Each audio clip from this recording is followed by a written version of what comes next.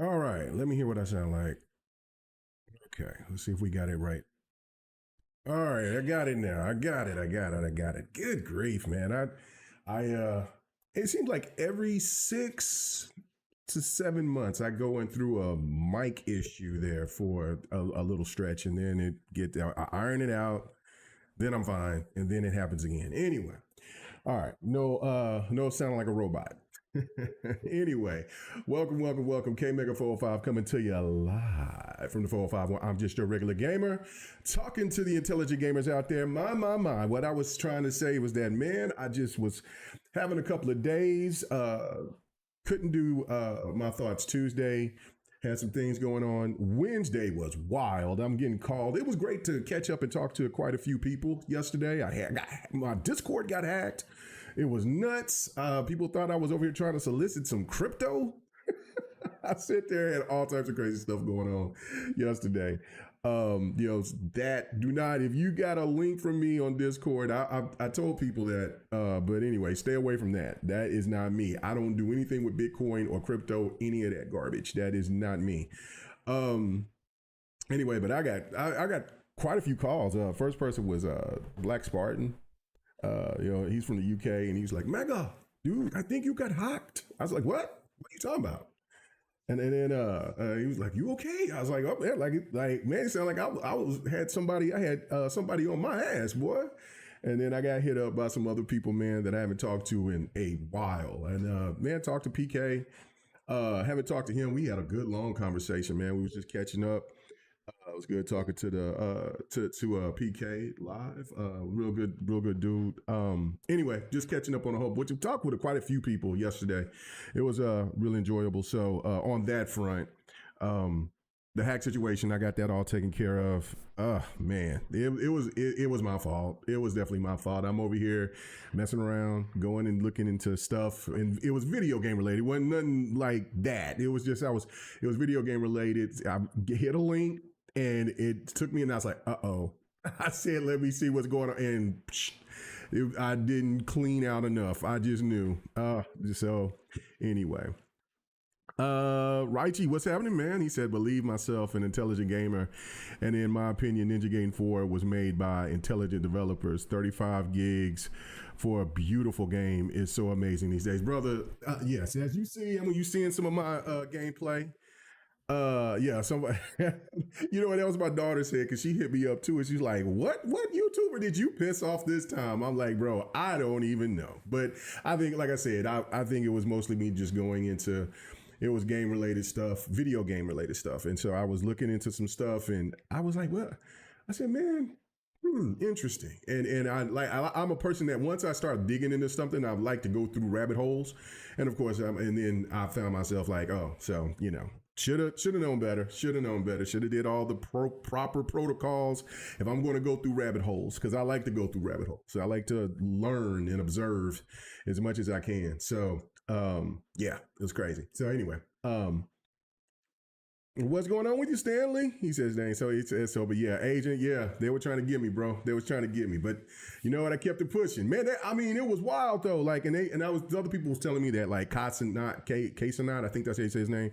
He got hit with the same thing. And then, like, there was just other people that was just telling me all day yesterday, like, there's other people that's been getting hit with all different types of hacks, just, from all different directions. So I know that people were saying like Amazon was hitting people with some hacks, or there was all different types of things. I mean, hell, my wife was even telling me about something about an email that she got to tap on a link and all this other stuff. I know that there's some older folks that I know they got hacked from people that had nothing to do with gaming. It just was something else, and it's a mad world out there. So you got to protect yourself. Make sure you got your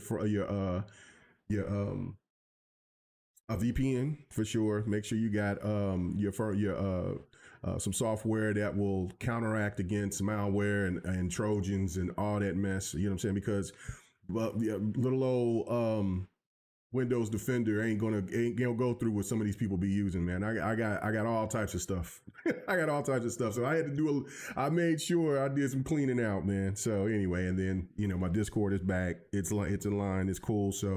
Um, so yeah, and by the way, the Discord is open. The GRG Discord is in the link in the description, man. Come on in, and it's open. It's open for people to, if they want to interact and want to start parties to where they can talk, gaming parties. They want to show their content it doesn't matter if you're a big channel, small channel, whatever. There's also a page for if people, for I'm a music lover, drop your music, drop the type of music and stuff you like, man. It's just it's a lot of work that I put into it, man. I appreciate Jay Century's helped me out when I first was trying to learn how to work Discord. And so, he don't get enough credit. I mean, I haven't talked to Jay Centuries in years, but he helped me out. Like it was because I had no idea what to do with Discord whatsoever, and he helped me out. And then the rest is history. I started figuring everything out, and that's usually how everything works. Like Xbot helped me out when it comes to when I was starting doing my own podcasting, and Don helped me out on some on how to work on thumbnails and other stuff. And so yeah, working with Graphic God and all types of people. Like, I mean, yeah. And once I learn something, then I'm good. So I can kind of work it myself. So but yeah, no. It was very, very eventful yesterday. But like I said, it was great to talk to a whole bunch of people that I haven't talked to in years. And some people that haven't, it's been a few months, but it's been years. I mean, it was quite a few people. So just to hit me up, call me, or message me. It's good to hear from you guys. So anyway, what's up, Ocula? He said, Skiller. He says anybody else in the chat has happened to have a kidney stone. I have at 2.0 millimeter one. I just drank some Maveldo, 2 more in the fridge. I got in a lot of boxes. You know what I'm saying? My head is spinning, bro. Yeah. You better drink you some water. Try to break that thing down, because you know what I'm saying? You don't want the thing is to try to pass that kidney stone, but you wanted to get it broke down as much as possible. So drink plenty of water. Anyway, not too many topics I want to get into, but I do want to get into the topics deeply, as deeply as I can. As you can see, Ninja Gaiden 4 gameplay. Game is outstanding. It's crazy. I'm savoring. I didn't play it at all yesterday. I will be getting down. I'm going to be watching my Thunder play the Pacers tonight. But afterwards, it's nothing but Ninja Gaiden. Probably going to play some. I played some Battlefield. There was too many. And this is the thing about me about Battlefield. Love Battlefield. Always have. Always will. But they'll get those points in Battlefield where I get annoyed, and then I just can't do it. Like when people are so selfish on not understanding of how to pretty much like reviving your teammates. Like, I'm sitting here right here. There's teammates right around, a whole list of them. I'm support. I'm a support, or I'm maybe a recon, because that's the main 2 that I'm playing with right now. And I'll jump in and people that hey, if I can get to you, I'll get to you and revive you. I was playing like what, 5 or 6 games, and they weren't reviving. I mean, I would be right next to them, and some of them would be support, and they're just not. They're not helping. Like, this is the objective. We're getting wiped out right now. They're making a stand, and they're not helping. And then I'm like, oh, so this is the set of people that I'm dealing with tonight. Okay. But it happens. And then there's times that you're just dealing with people who knows how to play the game, right? And then, then everything is good. But man, I tell you, and then there was like, and you can tell when you're playing with people that plays Call of Duty mostly than anything, because it's not, because they care more about their KD than they care about the objective of wanting to win the match. And I mean, so you got all these snipers and they're sitting there and people are like, man, we're making a push. We're pushing, we're pushing, we're pushing, we're pushing. And we get to the last final because I like to play breakthrough quite a bit. And then so, man, like, and then so there's people complaining on the chat like, come on, guys. There's like 15 people that's sitting back and snipers, and we need you to push so we can get up here and overtake. They don't move. They don't budge. And you can tell like they care about their KD. They're not trying to get killed. And we lose that match. And so I mean, it is what it is. I mean, but I had every game had something like that. So I was just like, okay, I'm done. I'm done for the night. But you know, still enjoy Battlefield 6, no doubt. But it was just a bad night. So anyway, I will be jumping back on some Ninja Gaiden 4 tonight after the basketball games. So far from my thoughts about it, man, it's absolutely it's so good. Combat, it rivals. It could be maybe considered. I mean, of course, because I don't have all 4 of the weapons yet. Only got 2 right now, but it rivals Black Myth Wukong. Black Myth Wukong last year was my game of the year. Combat, game, story, all of that was fantastic for me on Black Myth Wukong. But story is good. I just thought Black Myth Wukong story was just so much more detailed. I'm not tripping about the level design because this is old nostalgia Ninja Gaiden. This is perfect. I'm not tripping about that whatsoever. Graphically, it looks great. Combat is just so enjoyable. I mean, God, it's nuts how good this combat is. And like I said, it rivals Black Myth Wukong, which I thought was my game of the year. So. And it's the best combat in any game that I played this year.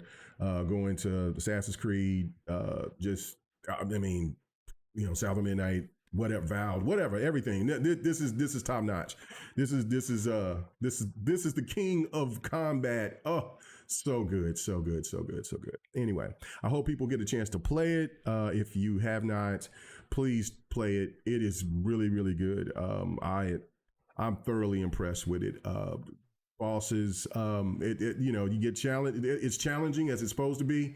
I'm definitely once I beat it, I'm definitely going to go back and try to play it as a Master Ninja. But yeah, good stuff, real good stuff. Yes, you're right, Jay Slayer. The finishers feel amazing. Like I said, just everything about this game is exactly what you want from a hack and slash. You know, in the sense of combat, there is no. If somebody complains about the combat, they just don't. They probably never play hack and slashes because this is perfect, premier greatness with the combat. Like it's so good. I was very excited about this game, and like, man, I'm just so glad that it has not disappointed. Hasn't disappointed me yet. I love doing the purgatories. I think in this gameplay, I might have went through the purgatory. If not, I mean, you know, anyway. So yeah, it's such a great game.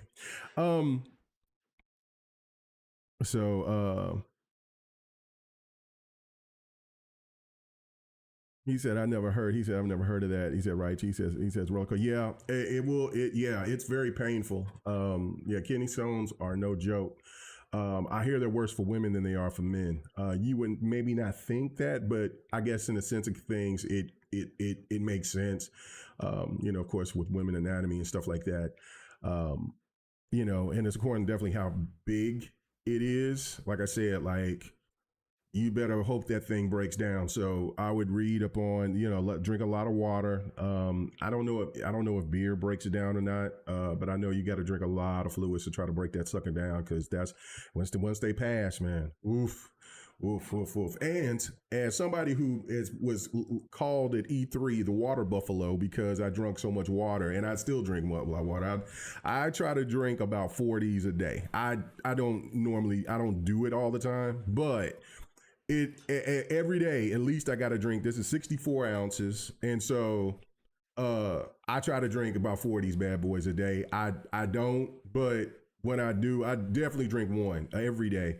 I'm usually two So there's no way. So that's drinking water keeps some kidney stones away. Jack, matter of fact, you got me drinking it now. So anytime you see this cup, that's all this thing that's only coming in my Rams cup is water. I ain't putting nothing else, no juice, no soda, no liquor, nothing. Always water. So when you see this, it's water. Anyway, so so beer can break it down. Yeah, I mean you would think that it could. So anyway, all right. So let's get to the gaming topics. Start off with something really goofy. I'm hearing people complain now again, and they're complaining about Battlefield, and that this comes to show you, ladies and gentlemen, that it's just what the gaming public likes to do. Okay, so season one is about to drop here pretty soon for Battlefield 6. It's I think it was very smart because at first I was like, man, that's kind of early, but man, the more and more you play those same maps, you kind of it gets redundant. So it's like, okay, all right, I got you. So yeah, very smart, very good for them to make sure to start working on the gaming content already. So anyway, the big complaint that I seen from people on social media was about the suit, about the camo of the soldiers.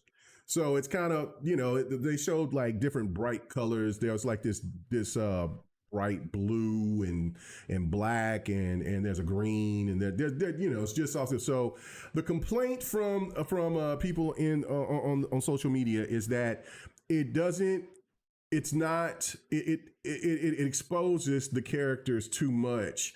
It's too bright. It's not they want more of they want more design and things like that, but they want to blend in into the background.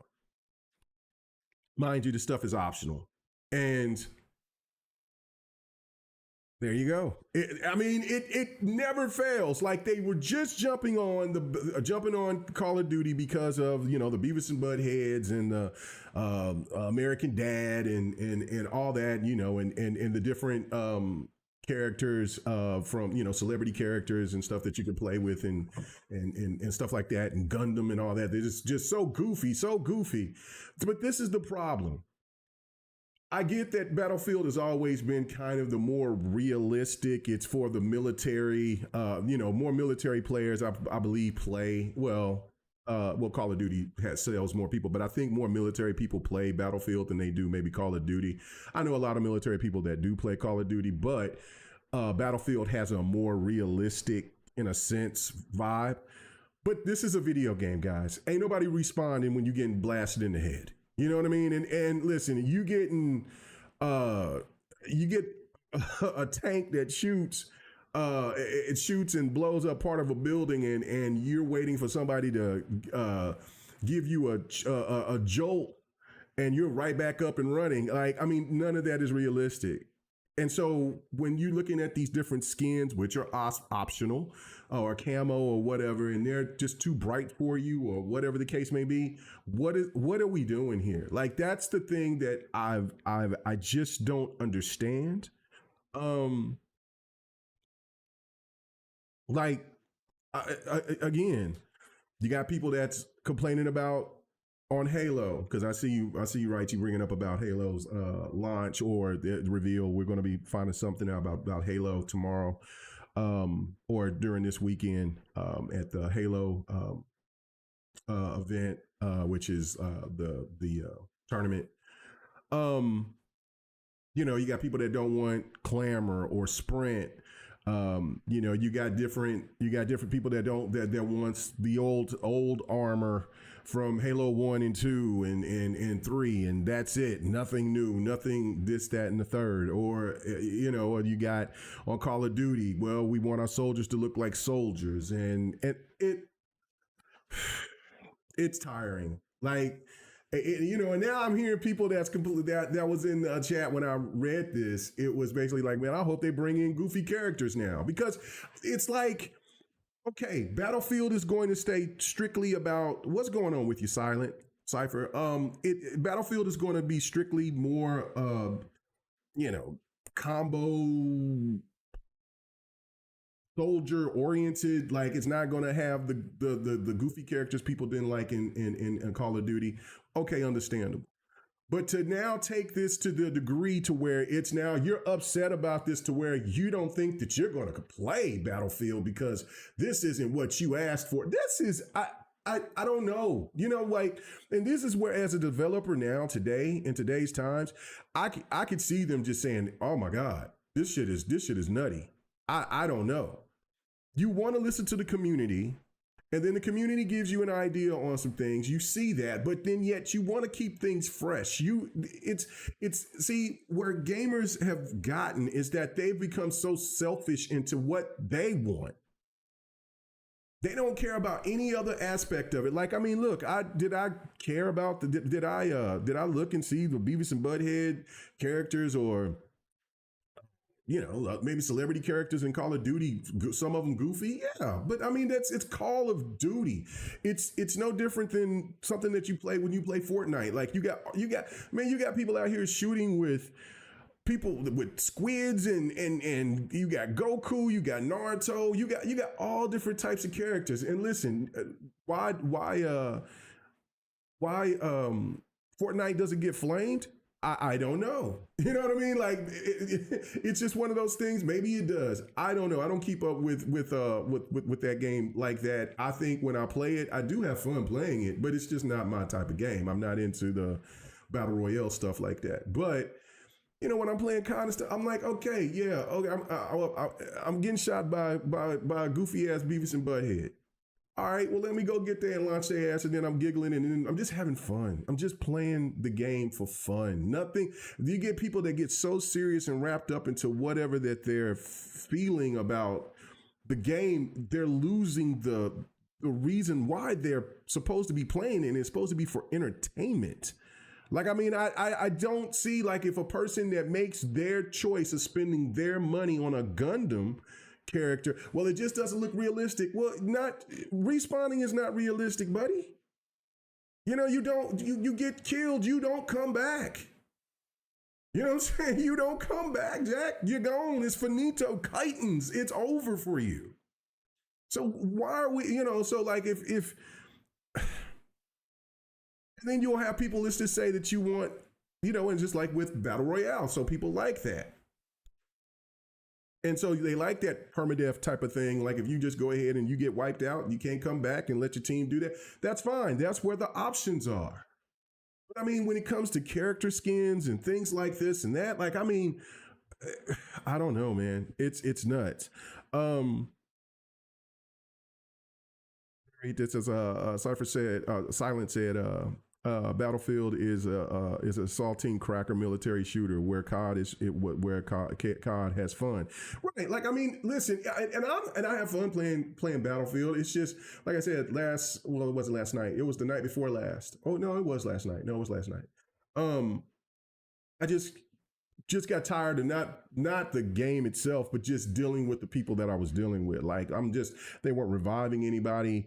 We were getting overwhelmed easily. And it was just because they weren't trying, they were caring more about a KD than they were caring about trying to help and keep other people alive. Like, I mean, it was just like, I mean, yeah, follow objective. I get it. Like not a lot of people follow the objectives, but like when you have multiple games like that, it's not fun. And that's, it's not fun. So I'm just like, well, why don't they just go to team deathmatch? You know what I mean? That's it. Why don't you just do that? So I don't know. On Battlefield, like, I mean, that's it. I don't know, but that's just something really goofy to me. I just like, people stop complaining, please. All right. So let's move on. Get off of that. Another thing, yeah, I will definitely be talking about the 30%. I mean, you see that in the thumbnail. That's going to be my last topic of the day because, like I said, I don't have that many topics to go off on. I do want to I found this very interesting right here, and that is that more than 1,200 game journalists have left the media in the last 2 years. According to the press engine data, the global pool of game journalists have shrunk by 25%.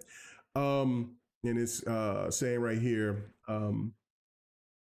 It says a popular PR tool used by developers and publishers to dispute codes and press release to a global database of journalists and content creators. This it says according to Press Engine, more than 600 journalists who regularly covered video games in major outlets around the world have disappeared from their database in the last 12 months.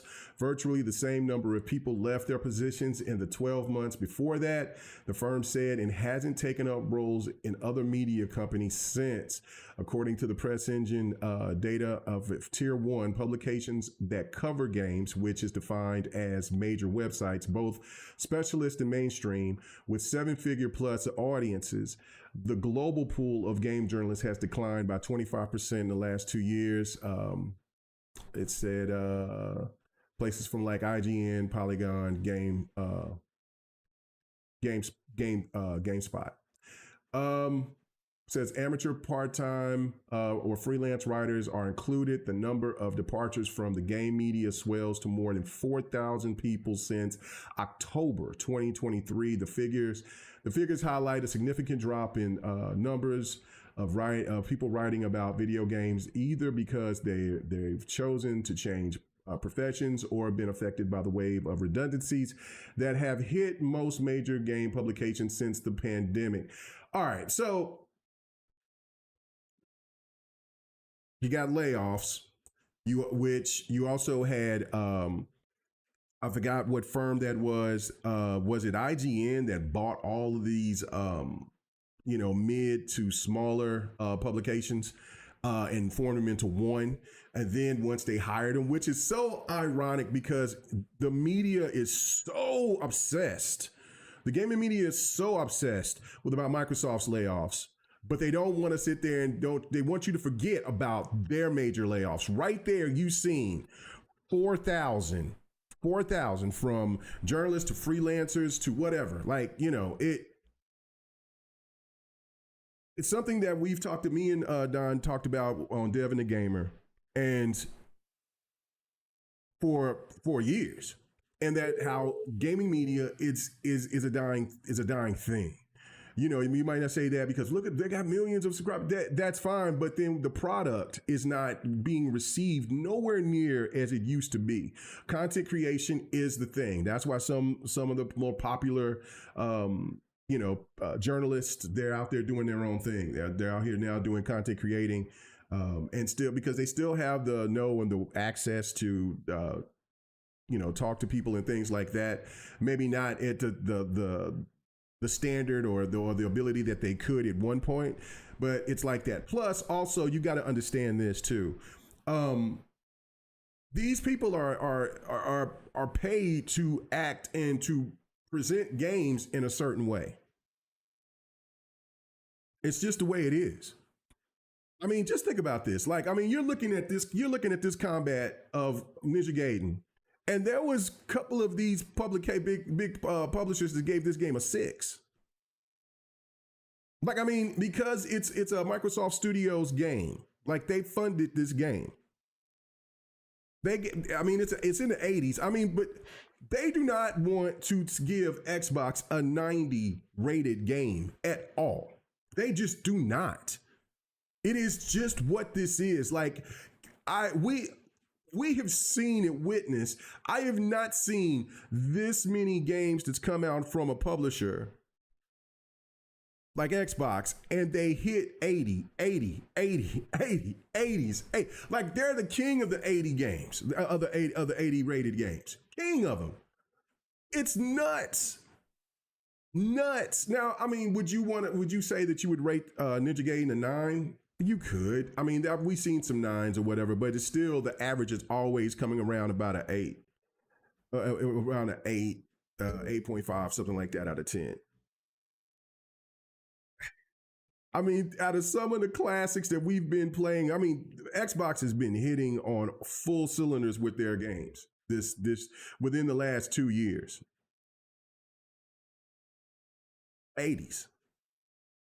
Well, I mean, what was the last 90? Was it Pendament? Maybe I don't even think Grounded got a 90. I think Grounded 2, I don't think Grounded 2 got a 90. I think that got an 80. So it's just whatever it is. Um, so this is the thing right here that's tripping me out. We can't. I don't feel sorry for the gaming media whatsoever. It's a dying fad. It is. Now I don't want people to lose their job, but again, we're at a situation to where they did a takeover. They bought other smaller companies and laid a lot of people off. And then you just got a lot of people that's just saying, look at this. I don't even want to do this anymore. Because it's a circle jerk. It's not what game journalism used to be. Like they would talk about anything and everything. Like to me, on all honesty, and this is going to be like the segue going into the last topic for today. But what's more important right now is game preservation and the greed from these corporations, more so than talking about some of the weirdest shit like they talk about. Like I like, and this is coming from every company from Nintendo to Sony to Microsoft. Like it's crazy. And those things are not being talked about and addressed.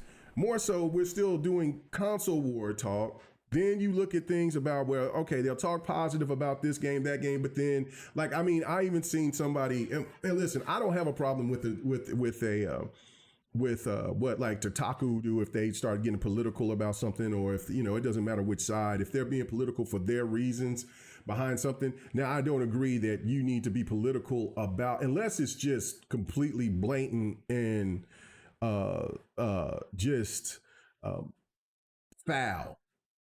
Then that's a line that shouldn't be drawn. But I mean, then it's worth, you know, making a point about it. But when you're being a political with a review of a game like Outer Worlds 2, because of the fact of what Microsoft is doing, that has nothing to do with the game.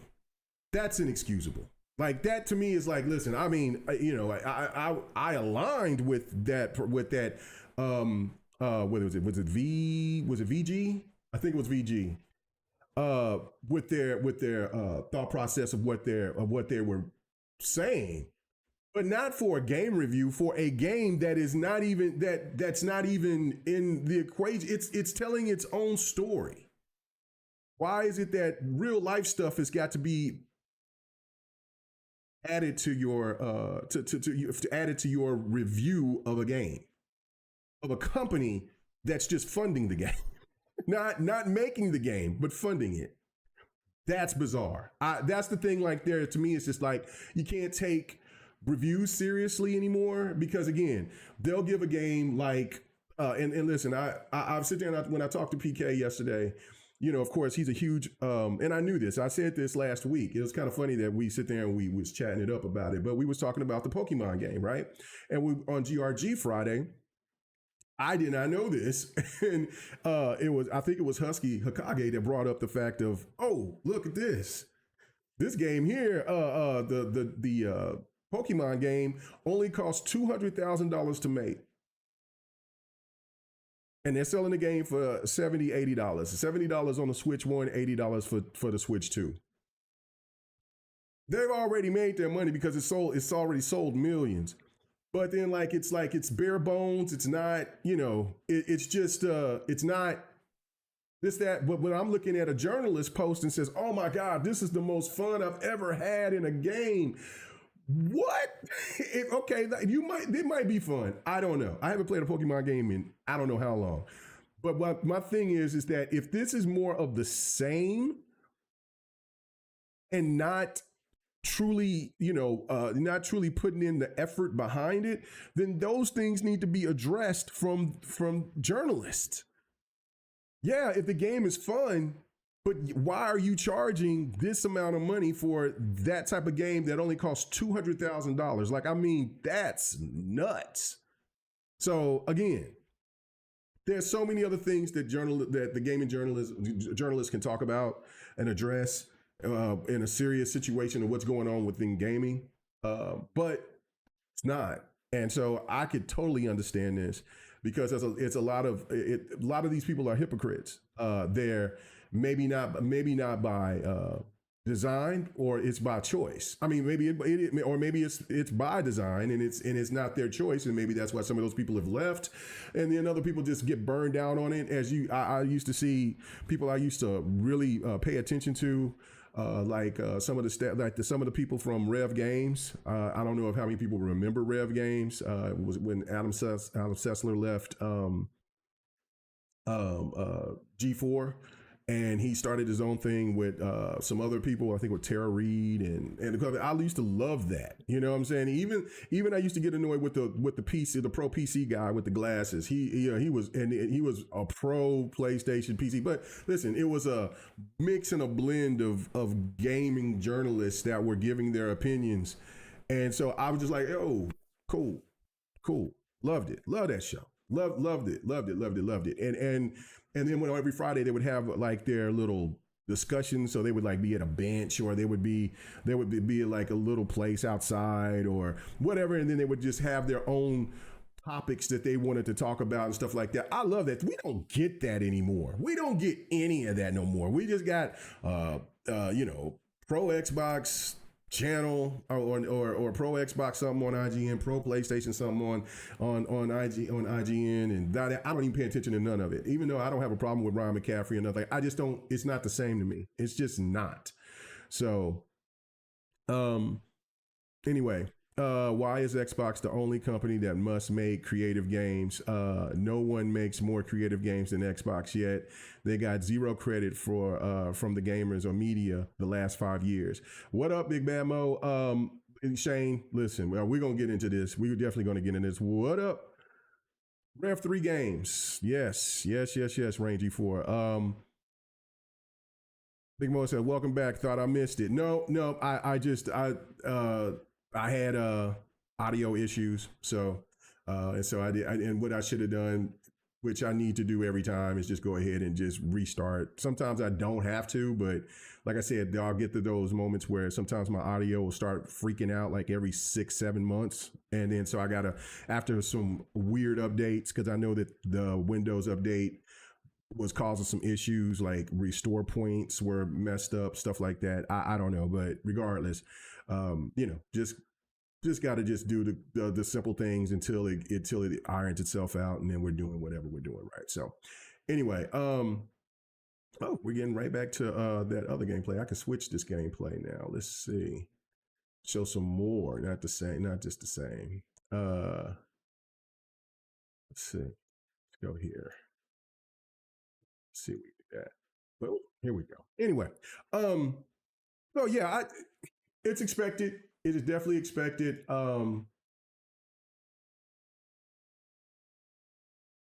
It's definitely expected. It's not something that I don't, like I said, I don't like people losing their jobs, but this is exactly where this is going. And another thing with the journalism stuff is that it's going to go AI too. I mean, it's already going AI. So this is our reality. I don't know how many people like it, like the AI situation. I don't know how many people dislike it. I just know that this is our reality. They are really pushing it. They're going for it. And the sad thing about it is that jobs is going to be taken from it. That this is exactly what it is. And again, gotta adapt. PK was talking about this yesterday. It's like, look, people's going to have to adapt. It's going to have to be something different that will take, another different type of job to look into, to want to learn those skills, because as we can see, game development, if you're not elite of the elite, then and even when you're elite of the elite, you're still going to have to deal with AI, and then there's still going to be less people. So I think it's more so of a cost cutting measure for gamers. I mean, not for gamers, for developers to not wanting to, or I should say the managers of these developing studios, to where they don't have to get people to come in to contractors, I should say, so they don't have to where they won't have to do all this complaining about crunch and all that, right? Like that's where this is what this is. This is what this is, and it's the same thing with the journalism thing, where they can just go. They know what the clickbait is. They'll look it. They'll find it. They'll use a computer to sit there and to write articles, and it is what it is. And I don't even know if people are paying attention to articles and things of that nature to the degree that we used to anyway. So, and that's why some people probably just bowing out and just saying, look, it's just not, there's no passion behind a lot of this stuff anymore. There still are some great journalists out there, no question, but the game just seems completely different. It just doesn't seem anything like the same of what it used to be. And that's really unfortunate, sadly. Very unfortunate. Let's see. HCS this weekend. Let's go. Yeah, no doubt. Let's go. Let's see what Halo. Yeah, I'm ready. I'm the Halo champion. Chip, let's go. Let's see it. I'll definitely have it on Twitch. We'll see. We'll check it out. It says all the incels are really mad at Amy Hood for her wanting to make more profit. You know what I'm saying? I hope Phil comes out and defends her. I met her a few times. A super nice, accomplished woman, so respected by Wall Street. Oh my goodness. Okay. Well, I'm about to jump into it. For sure. Adam left because of his review of Infamous Second Son. He gave it a 3 out of 5. Then they changed their rating system. Also, Sony told what they can and can't say. I mean, yeah, that information came out when we found out about The Last of Us 2, when there was so much pushback from the industry about how things were going, and then like in the background you would hear all different types of nightmare scenarios. It was no different about Activision, right? I mean, like when me and Don was doing Devin the Gamer, Don would be adamant about the stuff that he would hear about what was going on in Activision, and then it would happen. I mean, I would hear some nightmares about other places, but not so much about Activision. But yeah, no, it was just what it was. Like, I mean, and so you would hear the same thing that was going on at Naughty Dog. So, and so when there was the pushback, and then you come back, and then Sony was over there jumping on content creators. And see, again, that's what was the wild thing, because at first I thought that there was going to be a shift, right? Like, okay, all right, Sony, you're over here trying to play dictator here, and rightfully so, you should be put in a blender right now for how everything is being perceived here, you know, from the crunch to how employees are being treated, this, that, and the third, right? Well, they would just shut down channels. And I thought that there was a lot of pushback, and then all of a sudden it just came back to the kumbaya, and we'll just follow compliance because it is what it is. And that's when that right there is when I realized that there's a lot of people that just don't stand on business.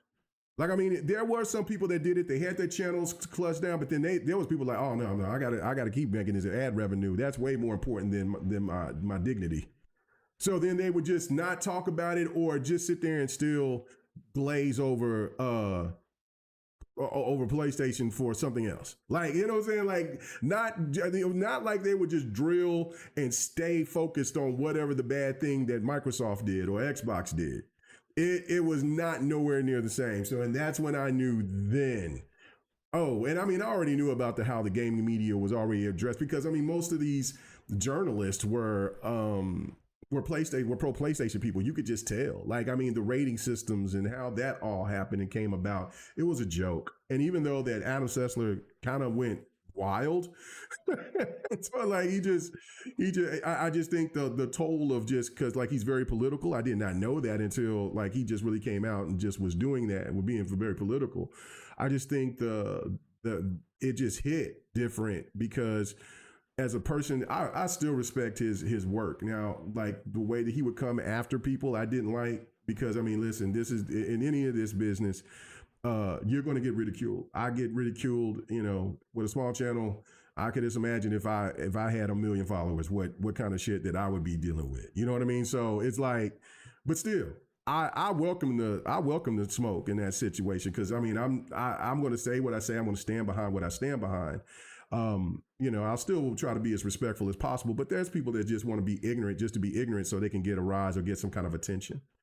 Um, and so he snapped, crackled the pop. So he was going in on people saying the most wild shit. So I mean, but I still respect the man's work. I thought when he did his job, he did his job right. So and you know, it's different now. Like people can't have opinions without having the my big thing about all of that is people can't have an opinion without trying to cater a little bit to try to appease the other side so they won't feel so bad. No, hell with that. That's why, you know, I hell with that. No. If PlayStation deserves credit for something, then they deserve credit for something. Nintendo deserves credit, they deserve credit for something. Same with Microsoft, same with any entity, right? Like just if it's done something good for the gaming public, then it's done something good for the gaming public.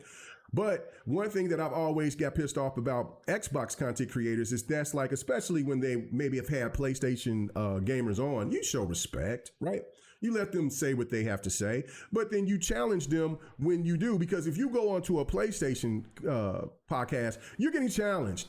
You're getting not only are you getting challenged, you're getting challenged by the panel members, but I mean you're getting challenged by the listening base, and it's all mostly damn near ridiculous. You know what I mean? Like it just don't make any sense. Like there'll be people that be pissed off and don't want you to even speak. Like why the hell would you want me to be a guest on a podcast? But then man, tell him to shut up. I don't want to hear his voice anymore. I don't want to hear what, bro. Because I'm speaking the truth, and I'm speaking and giving my opinions on something that shouldn't be listened to. That's cultish. That's very cultish, I should say, and that has no place in the gaming thing. And that's why when I see Xbox content creators get all happy and joyful and all cute and shit by trying to play both sides. Oh well, you know, Sony is still doing. Man, get out of here. You know what I'm saying? Like, listen, we talk mostly 100% about Xbox. Well, I should say 90% about Xbox and Xbox channels. And then and PlayStation channels mostly talk about 95% Xbox, right? Like it's crazy, right? Like it's nuts. So anyway, I feel bad for the journalists that got laid off. And I hope the people that left, they're just like, listen, they're starting their own thing so they can have their own voice, like Dustin and Colin and all the rest of them. And they're just speaking they're giving their opinions, they're speaking their truths to their audiences, and we can agree and disagree. That's it. Hopefully, you know what I'm saying. But all this ass kissing from just anything that Sony drops or Nintendo drops without questioning anything is not. That's why I really listen to it. Like I go in there. I'm like, I never listen to a review from IGN anymore. IGN was everything. IGN game trailers, G4 was everything to me. And I mean, I used to listen to Angry Joe a lot too back then. I won't even dare listen to any. Like I mean, I seen a video. He's still talking bad about Madden. Like bro, and this is a great Madden. This man is solid as shit. I don't even know what he was bitching about, but it's the same shit over and over again. Like it's I don't know. I don't even pay attention to it no more. But anyway, Big Bad Mo. Listen, right? You said something I've noticed that a Ninja Gaiden 4 was zero mentions of Xbox or Microsoft in the credits. Wasn't Microsoft part? But yeah, like, well, this is the crazy thing. Like, no, right when you start the game, it shows like green little like lit up thing that says Microsoft Studios, and then they kick into the Tecmo scene where there's the ocean, the heavy waves, and all that. So like right when you start the game, it tells you. But now I don't know if that is translated on PlayStation or whatever. I have no idea. But I know when you turn on when you play it on Xbox. Or if you're playing it on the PC, well through Xbox PC, you see that logo. So I don't know, but that's the thing, right? Like I was looking at upcoming fighters that's coming out, an upcoming hack and slash. I was watching like two different videos, and they were very like one was just saying, hey, this game is coming to all. It would have a list of everything that it was going to. But there was one channel that was very, very, and I knew a couple of these fighters and these hack and slash were coming. Like, okay, so this game called Morbid Metal. It's published by Ubisoft, believe it or not. It looks like a very kick-ass. Matter of fact, I think it's on. It's a demo out, but I think it's also early access. Maybe it might be just a demo, but you could try this out on PC right now on Steam. And I'm probably going to do that, but it looks really kick-ass. But on the one channel, it didn't say anything. It said PlayStation 5 and PlayStation Pro and PC. Didn't say Xbox, but I know Morbid Metal is going to Xbox. I know it. And so that was the thing and you see that, like, that's what I'm saying. Like, it's so blatant. Like, I'm like, come on, what? You couldn't put that little thing, because you already have like a little tab, a little logo tab that you could put right there instantly to show where everything is going now. So that channel, I'm not even watching them no more, because they mislead you on, you're making it think that most of the damn games that what they were showing from the hack and slash were not coming to Xbox. They were just going to PlayStation, PC, and some to Nintendo. And mobile, like they would even put mobile. They wouldn't even, but they would rarely show an Xbox game. And they did the same thing for Ninja Gaiden. They only said PlayStation 5, PC. Now, and I was like, okay, yep, not interested in your channel. That, you know what I'm saying? Like, and that's the type of stuff I'm talking about. Like, why? Like, I mean, does it pain some of these people to actually really say that Xbox is getting these games? Like, it really, you know what I'm saying? I mean, it's either laziness or it's absolute just disdain for the Xbox brand. And that is what's so absolutely ridiculous to me. So I don't know. So yeah, Jason says, is that an old school Xbox screen? It looked familiar. No, I mean, yeah, actually it was. It was an old school Xbox screen. Because remember, you know, like Ninja Gaiden dropped first on Xbox, on OG Xbox, and on the 360.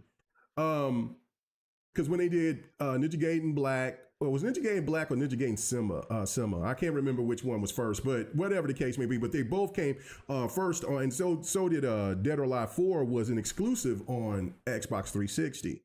So, you know, and so that right there is probably why they did that. But again, Xbox published the game. Like, I mean, this is the thing too, is that you don't get the same type of love from what Xbox paid for this game to be made. As an exclusive, no, but it still got paid to make this game. But Helldivers get the love from PlayStation, gets the love for Helldivers, rightfully so. I'm trying to think, what is the other game? A Stellar Blade, it gets love. Like, what are we talking about here? Like, I don't get it. Like, you know what I'm saying?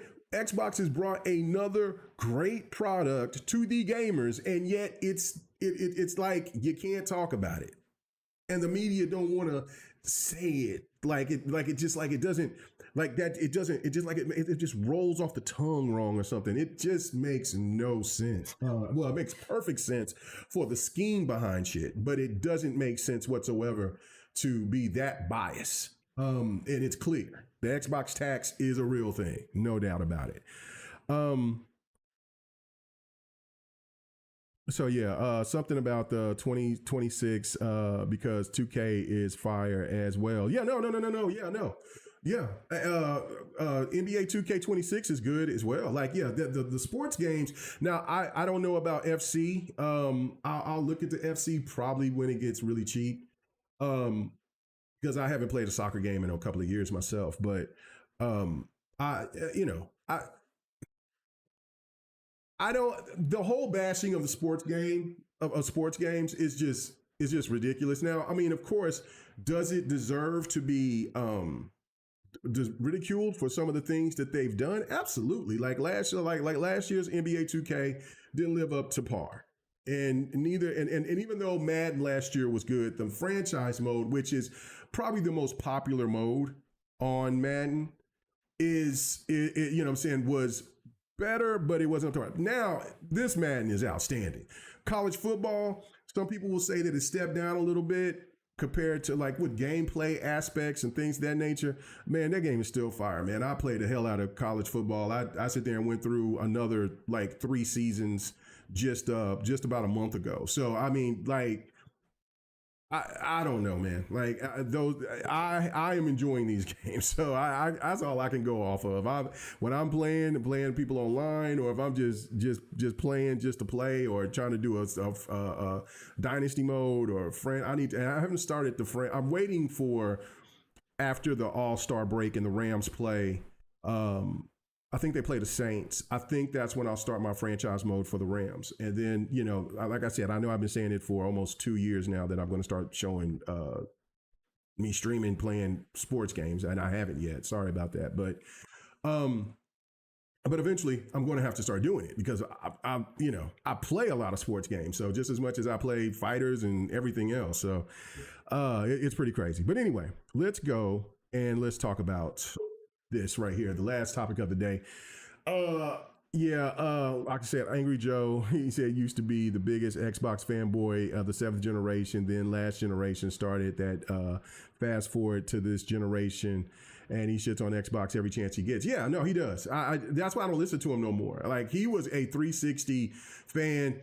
And that's fine if you didn't like the situation with the Xbox One because of their DRM. But this is the thing was the DRM. And that just blew my mind because I'm like, yeah, what? And I don't, and I was so ignorant to the whole DRM and the resolutions and all that and this and that. And then when you start really paying attention to it, I'm like, hold up. There are people that has PCs that aren't even on the same level as a 360 or a PlayStation 3. And they're talking and you got channels, you got PC channels dogging the Xbox One. What? Then you're talking about DRM. That's all Steam is DRM. Like, they made Steam seem like that it's GOG. Like, it may seem like it's GOG. What? What are you talking about? Like, I mean, and this is and that and I knew then.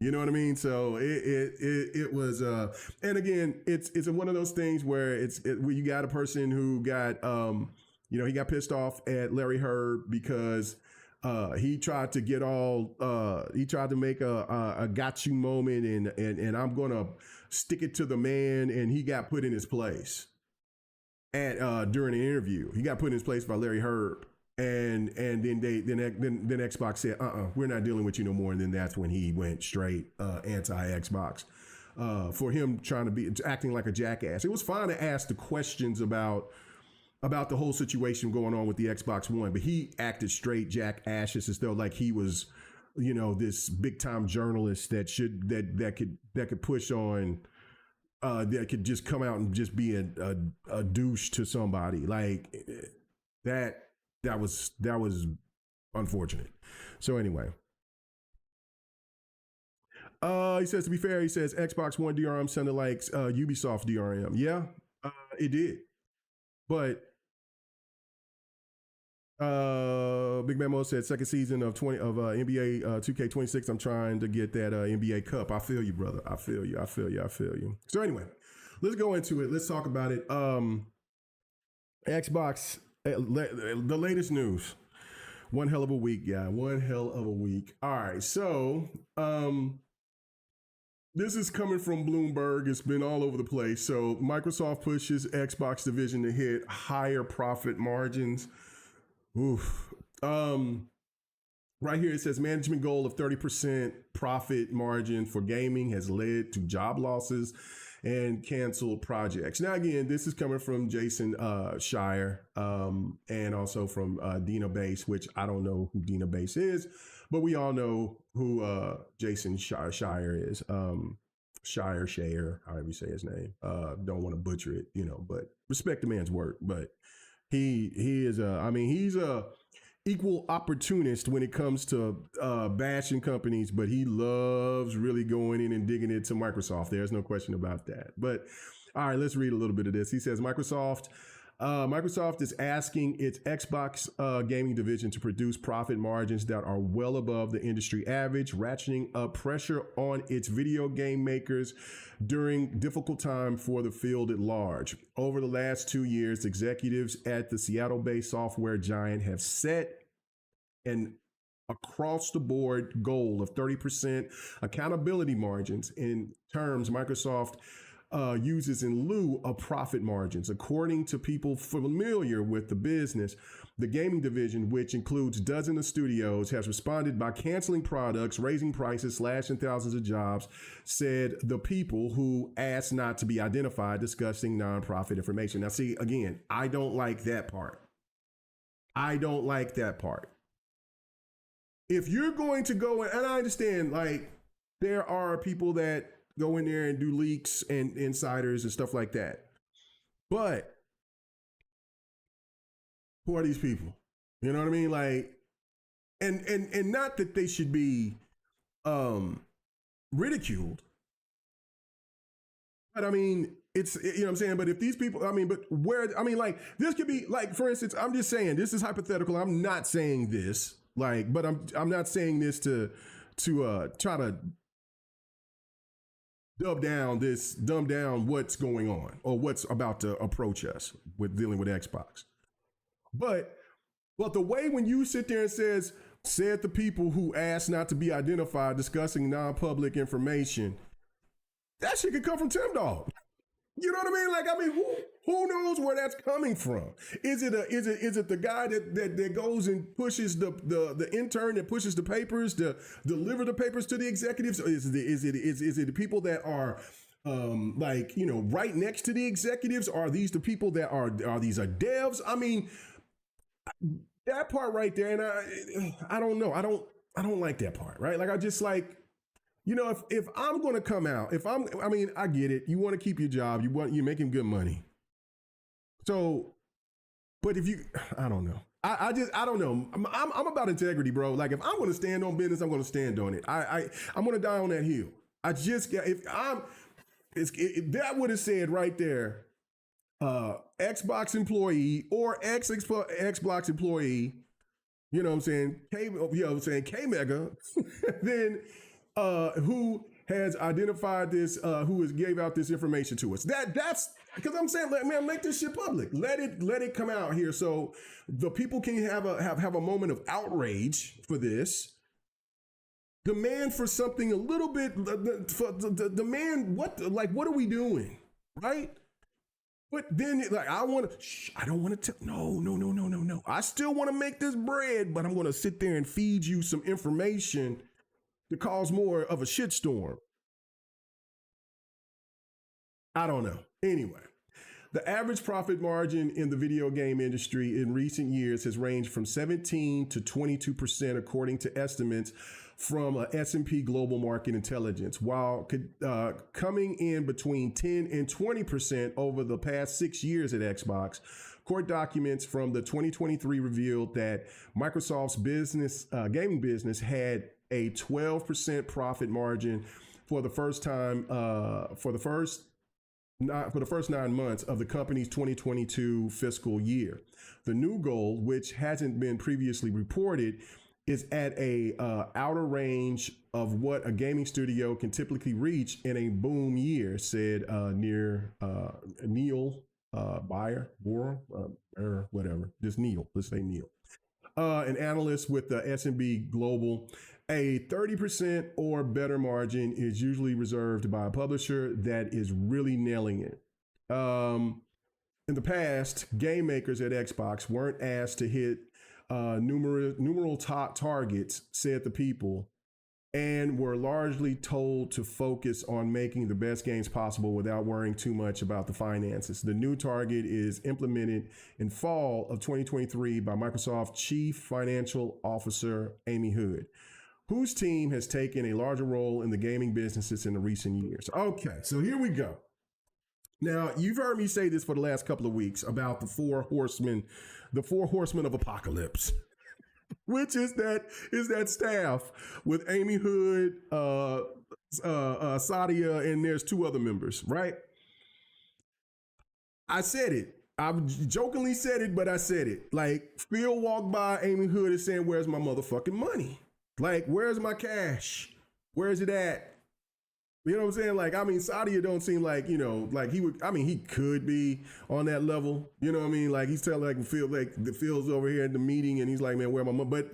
But Amy Hood is that one. She is the part of the four horsemen of apocalypse.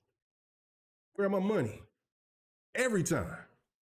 You know what I'm saying? And I'm not saying that Phil and Amy Hood don't have a good relationship. I mean, do you see pictures of them together, laughing and smiling, especially during the court case, things of that nature?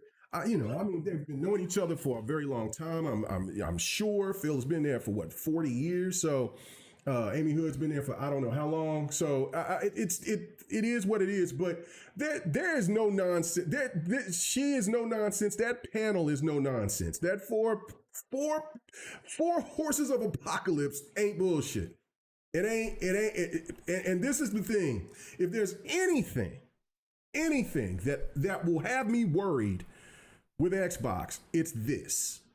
It's not about the console wars garbage. That's over with. Good job, Sony, PlayStation stands. You get the silver medal. Good for you. Because you're not beating Nintendo. Nintendo is showing you dominance on software and on hardware. It's just what it is. You can talk about you can brag about the 90 million console, so whatever. Your game, people aren't buying your games like that. Yeah, Ghosts of Yotai, it came out and revealed that the sales, and just like what I said, if it's not in the top 5, then I would definitely be worried. But it was top 4. It was 4 in the next poll. So it sold on the same wavelength as the first game did. That's great. Right. And I mean, I'm happy for the game for multiple reasons, because of the fact that those incel grifters, they want the game to fail badly. I don't want the game to fail. I want the game to do extremely well. Hell, I want the game to do God of War numbers, Spider-Man numbers, actually. But with that being said, PlayStation's not selling games like that. They're just not. They're just not. And they're selling consoles, but not like Nintendo. That's neither here nor there. So get your second place prize, enjoy it, and we're good, right? But what I'm really tripping out on is the fact that in a climate, like, this is the thing about like wealthy people and these people, like, okay, so Sadia sit there and got him a record profit, like yearly pay, like he got almost close to 100 million, right? Okay, good for him, which showed that Xbox did very, very well. I mean, not Xbox, but Microsoft did very, very well, right? And so, like, again, the media's jumping, and that's fine. That's fine. I wish they would have the same energy for all these companies, but okay, right. Okay, yeah, 100 million, made close to 100 million. There's all these layoffs, right? But this is something here that's tripping me out, right? Okay, so just a couple of weeks ago, we had Mikey Barra. We always have Sean Layden. We had the one lady that was formerly a part of Microsoft, that was there for the OG Xbox and 360, that makes videos and pops out and say what she has to say. You got Yoshida saying stuff. You got all these other little entities that pops up and they say former, like Pete Hines and others. Oh, well, Xbox strategy is not going to work, or Game Pass is not sustainable, or this, that, and the third. Like, you're being too cheap. Well, you would think that they would be out here praising Amy Hood going out and saying we want 30% profit margin, something that nobody, not even the mighty PlayStation, can do. Nobody don't do shit like that. You would think that they were like, that's the stuff we're talking about. No, they're quiet. Because you know why? They know that's unsustainable. That's unsustainable. That is not going to work unless there's another trick up Xbox Microsoft sleeve. That's not good. How? How? I understand that they're not going to take. They're not going to not take a profit on anything anymore. That is the new standard. Gotcha. They're like, we listened to the gamers, right? They listened to the content creators, like Phil and them did. They listened to the gamers. Give us something that's affordable, but also give us a console that's a console. Don't give us TV. None of this, none of that. They gave you a fantastic box. The Series X and the Series S, affordable as hell when it first launched. Still had gamers out there still complaining.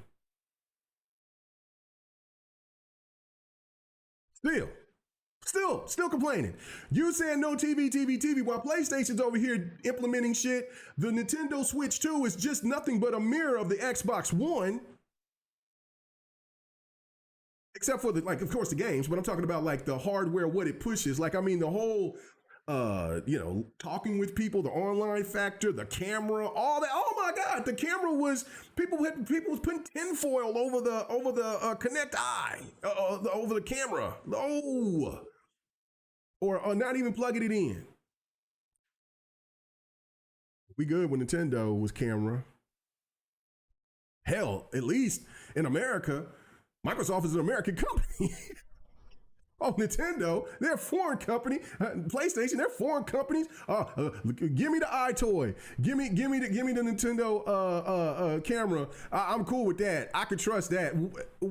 Okay, again, you're right. Big Bad Mo. Microsoft Xbox get held to a higher standard. It is no question about it. A higher standard, right? Did those standards, do Microsoft and Xbox deserve to get put through the ringer because of the standards of things? Absolutely. But my God, what are we doing here? Okay, so let me continue. Let me get back and stay on focus, right? So they're over here saying we're going for it. We want the money. And so this is something, okay, so remember, Microsoft image before the kinder, gentler Microsoft that we had for the last maybe 20 years when they first brought the Xbox, the OG Xbox. See, remember, Microsoft, like during the Windows 98, hell, you might even go say Windows 95, but I'm gonna say Windows 98 XP era. Oh, they were on demon time. They didn't give a damn about nothing. It's all about money, this, that. Windows is going to dominate. We're going to crush the competition. We are all in destruction. Then it became a kinder, gentler Microsoft, and then they were trying to implement everybody, want to be friendly, all this and that, because remember when the OG Xbox came out, and oh my God, the hate for that console. The hate for it.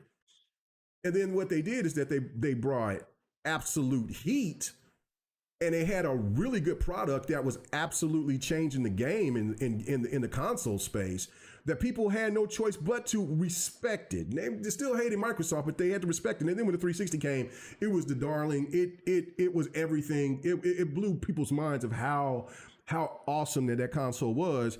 And then Microsoft reframed themselves of being this kinder, gentler giant. While the media was still trying to paint them as some evil corporation, this, that, and that. Oh no, we'll love Netflix, we'll love Amazon, we'll love Google, we'll love Facebook. But no, Microsoft, you're still evil, and we're still going to talk about you in a negative way. Well, now Microsoft is back to the demon devil arch. They're back. They're not playing. They're not playing. And that's what I'm saying. This is what's the thing that's going to be that worries me about Xbox. This right here. where the corporate, where corpos is going to corp. Oh, bro, that this is nasty. This is nasty. This is nasty. So what I and so the title of this is basically saying, look, is this 30% margin going to kill creative games? Now, what this is right now, I mean, there's a slate of games that's going to be dropping, right? That's already, I think, that's ready to go. But let's just say, okay, like Ninja Gaiden 4 doesn't live up to some kind of expectation. Well, then you're talking about Ninja Gaiden. You're talking about, and I forgot that Platinum Games did work on this because I was talking about Platinum Games, like what are they doing? I think on GRG, but yeah, they worked on this title. Platinum Games and Tecmo, they might have to go to a different publisher if this game doesn't live up to expectation from what we're reading from this article. You know, what I'm saying, like, I think this game is going to do okay. I think it's going to do well. Is it going to do gangbusters sales? Absolutely not. But it should do good. It should do well enough. And like, if you're going by this standard, you might not have been able to get a game like this. You might not get a game like South of Midnight. You might not get a game like High Five Rush. You might not get a game like Pendament ever again.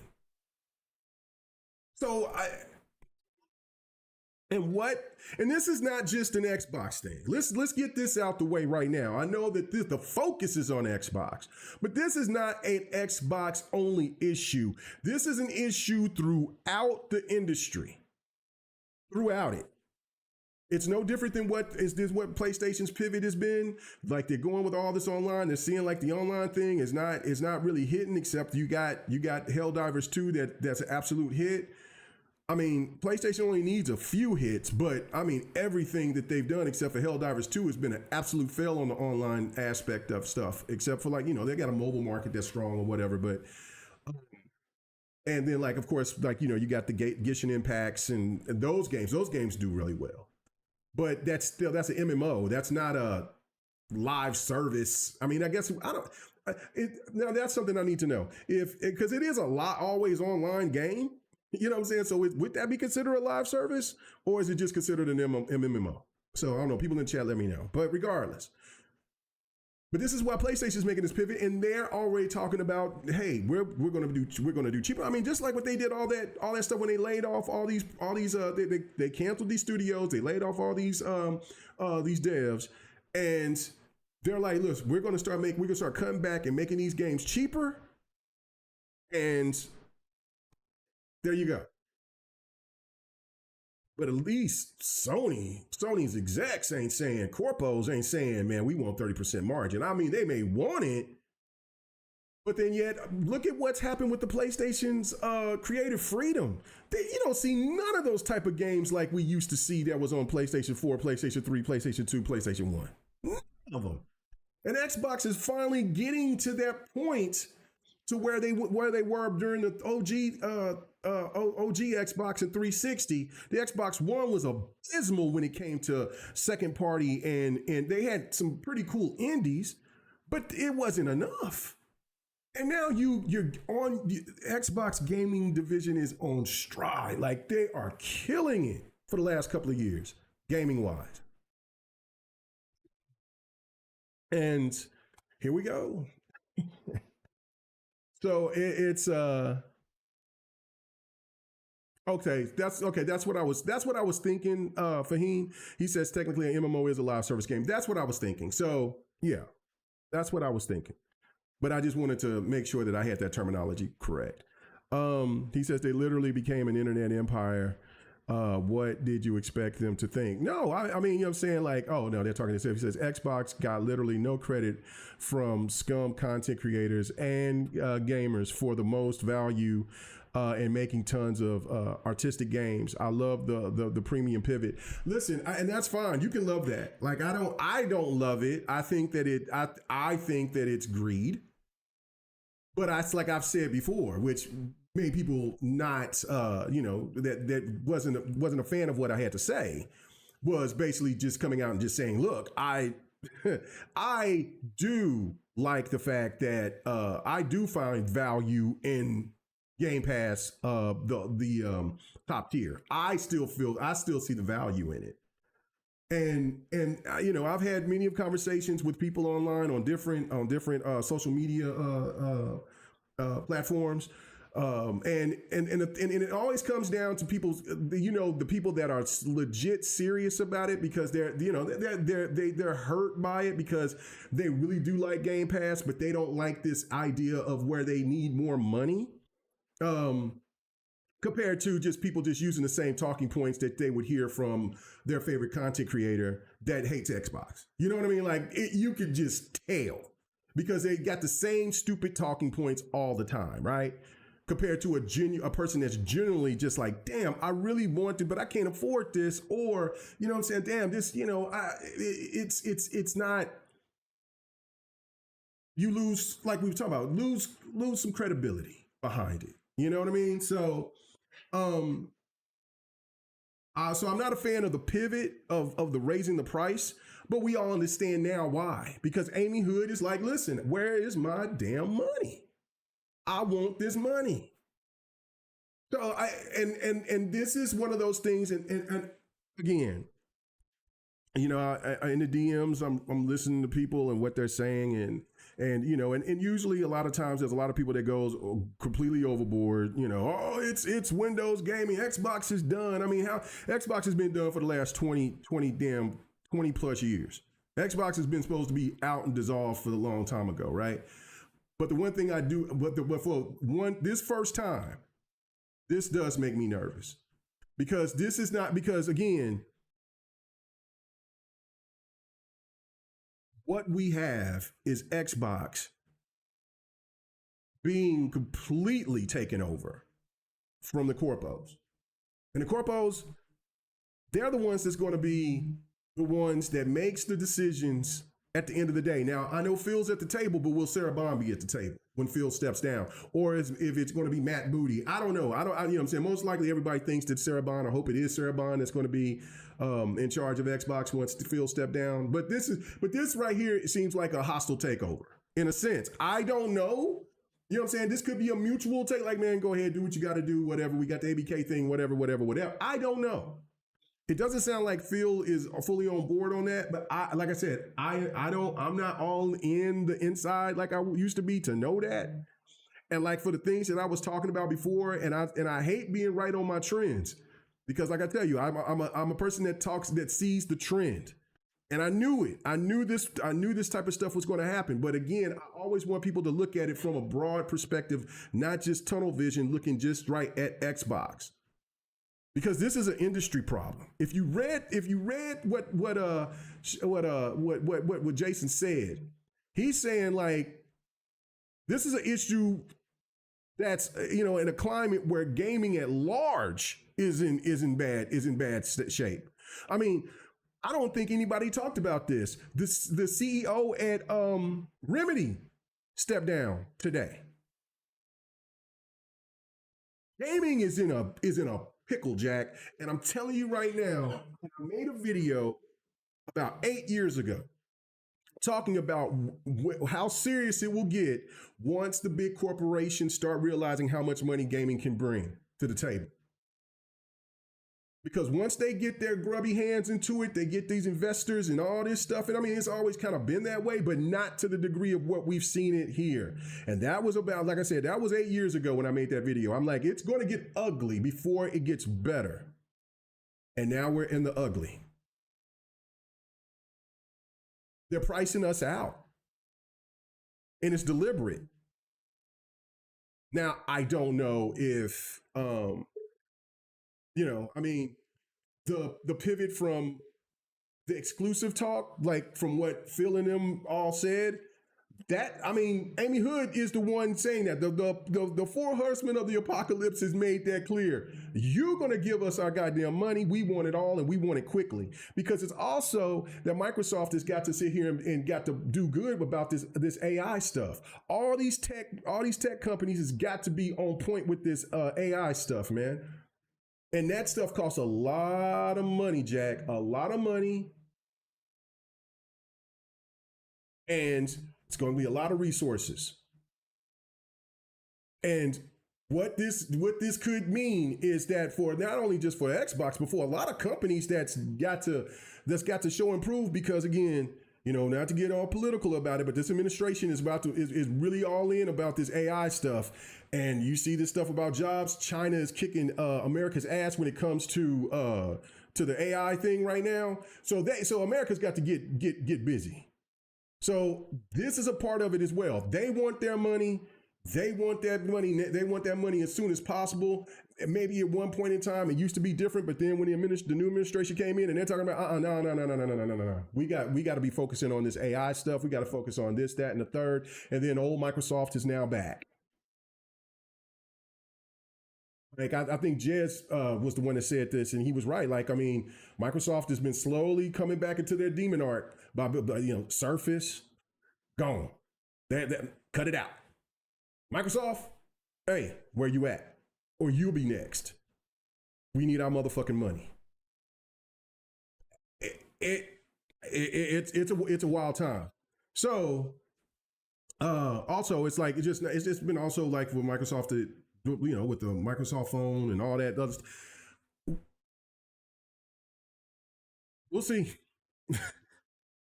Like I said, I'm still riding till the wheels fall off. I'm sinking with the ship if the ship sails.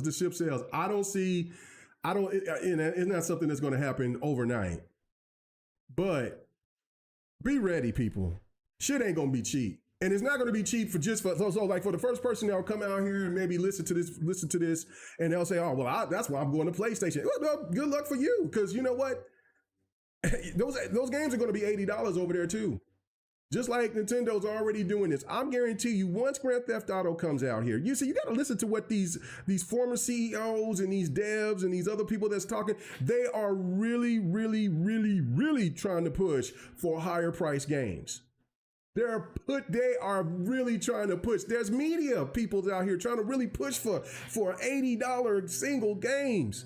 And what is their Trojan horse is going to be Grand Theft Auto 6. It's going to get all the accolades. It's going to be 9s, 10s. It's going to be this that's going to sell absolutely incredibly insane. It's going to be this, that, and the third. And this is where they're going to make their move.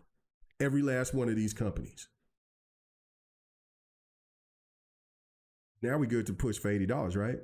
Because you see the technology of what gaming can be like. You see this revolution in gaming. Oh my goodness.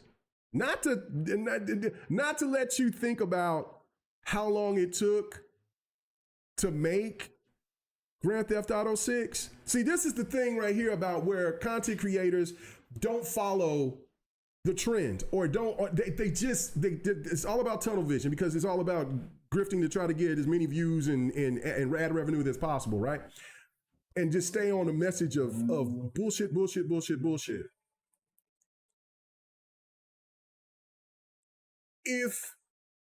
Think about it.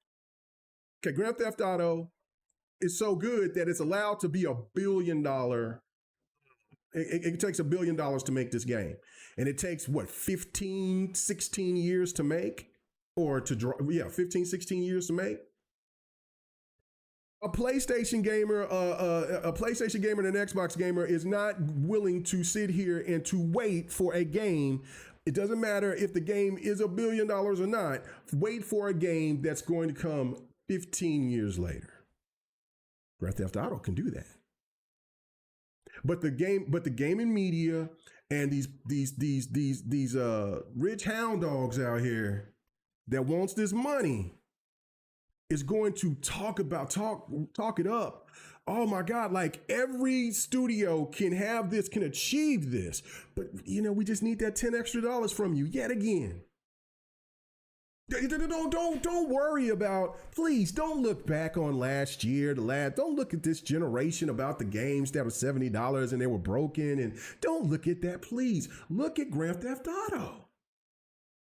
Look at what can be achieved when you sit here and you produce a game to this magnitude. We can do that. It's just going to cost you a little bit more. And isn't it worth it? Because you love Grand Theft Auto 6. Everybody loves it. while they're still telling you in public that they're going to be giving you cheaper games, but they're going to hit your head. We're going to hit our ass over the head for $80 games. Bro, it is a mess, and Fahim, you know I'm right. You know I'm right. I follow, like I said, I follow trends. I just follow them. I read them, I listen to them, and they may sound absolutely insane, but then when it comes, then it's like, holy shit. You know what I'm saying? Like Curie had to come out of like, Mega, you was right. I totally disagree with you, but then this is exactly what they're doing. They're trying to find every reason for you to believe that this makes sense for the gamers to pay more money, but then yet we're getting less product. We're not getting $1 billion game, or we're not getting $500 million games like Halo Infinite, because you know what? Halo Infinite, as good as it wasn't Grand Theft Auto good. And the fact of it is that instead of the gaming media sitting here trying to uplift everything to help gaming boost itself and talk about real gaming issues, they want to sit there and grift and want to play it into the console war game just like everybody else in the content creation space, damn near. Because that's where the money is. So whatever that their employer, which at IGN it's Sony Entertainment that owns them, they got to follow suit, Jack. Man. You better not say anything bad about a PlayStation game over here, unless you want to keep your job. You can't sit here. And look, you work for this industry. You better talk good about everything. Even stand on business on a game like Redfall, knowing that you sitting there talking about it was worth paying $70 for and it shouldn't be in Game Pass. Even when you left, an embarrassment. We better start paying attention, ladies and gentlemen, because the game has changed, man. And listen, and Microsoft is not the gentle, cuddly beast that it was. It's a goddamn full, I don't know, something from Black Myth Wukong, something evil. And it's coming for us. And Sony, it's a big evil beast too, and it's coming for us. And Nintendo has been coming for us, man. You can't sit there, man, with $200,000 for a game to make, and you asking for $70, $80 for that game. That is diabolical. Diabolical. And people ate it up, stood in line for it, said, give me more. While other people is like, that's paying attention, that's not caught up into the spice of a new Pokemon game, they're like, hold up, guys, wait a minute, look at this. This game there's no no new innovation into it. It's the same game. It's only got a couple of polish. Matter of fact, like, well, this game, the old game had 3D backgrounds. This game has just got 2D painted shaders. Like there's no effort behind this. There's no full effort. It's the least bit that they can do, and they're charging you premium prices for that, and people still stood in line and said, no, man, I need my Pokemon. Matter of fact, like I said, there was journalists that was like, oh my God, this is the funnest game I've ever played in my life. Well, it might be.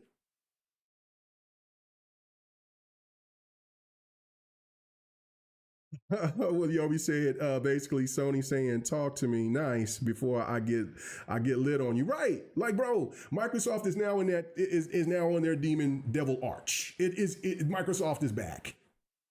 The evil franchise is now here, and they're saying, like, I don't care. And they're saying it to Xbox. Just like they said to Surface. Where's my money? Where's that? 30%. Now feel as them scrambling like a motherfucker to sit there and try to get shit right, and they're pricing the shit out of us. They hit us over the goddamn head, Jack. But the one thing I'm just trying to say is like, yeah, you can rip Xbox through the coals. It ain't gonna just be Xbox though. That's the thing. It's not gonna just be Xbox. It's gonna be all three of them. And they're trying, and the industry is trying to help you understand and get comfortable with the fact of an $80 game is not bad at all. We were just less than a decade ago having $60 standard games. And some games look better from last gen than they do this gen. So gamers is going to have to stand on business, but the saddest part about it is that where gamers is going to finally stand on business is probably going to be at Xbox's expense. Okay, I gotta have my PlayStation. I gotta have my PlayStation. PlayStation, man, my PlayStation, my PlayStation. We know about how Nintendo people work. How they operate. They don't give a damn. They glaze. They glazing. They don't care. They'll gladly tell you more, please, more. But instead of all of us sitting here looking at this from the bigger picture and saying, look, man, hold up, corporations. We just seen Microsoft CEO get close to 100 million, what was it, 94, 96 million dollars? We're going to have people that's not even going to have Thanksgiving because they ain't going to have no food stamps. And we talking about, you got to give us more? Like I said, I can't stand it. You know I love Xbox. You know I love what Xbox do. I love it, but I can't sit there and defend. I can't defend that, but it ain't me who got to sit there and make this shit work. It's got to be Phil and team. They got to make it work. And I seen Shane saying that he met Amy Hood. I bet Amy Hood is sweet as pie. But when it comes to business, she ain't.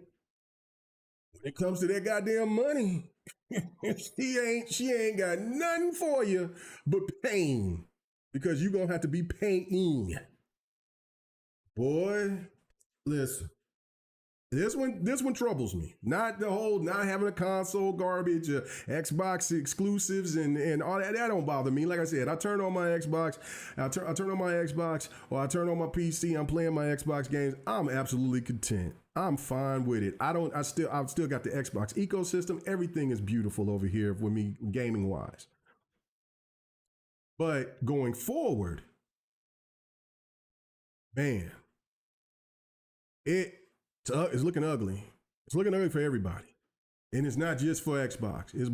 But for this actual thing to be coming out, this is ridiculous. And I mean, and that's why I say that. That's why I asked the question, and I'm worried about creative games. Like, I mean, for what Xbox Game Pass has been establishing, has been some of the best content that we've had all generation. They have been the ones that's been producing absolute great games. Starting in 2023. I mean, well, actually, I should say with Game Pass since 2022. Since 2022, Game Pass has been lit. But Xbox themselves, but Xbox first party has been lit for the last 2 years.